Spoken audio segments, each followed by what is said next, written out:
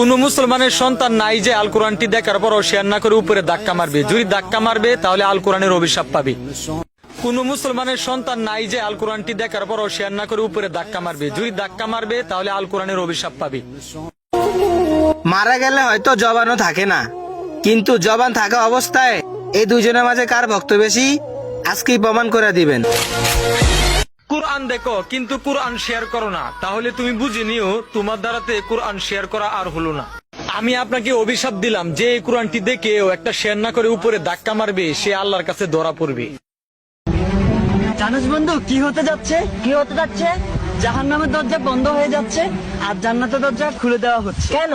কারণ রোজার মাস আসতেছে যে। আল্লাহ, জানিস বন্ধু কি হতে যাচ্ছে? কি হতে যাচ্ছে? জাহান্নামের দরজা বন্ধ হয়ে যাচ্ছে আর জান্নাতের দরজা খুলে দেওয়া হচ্ছে। কেন?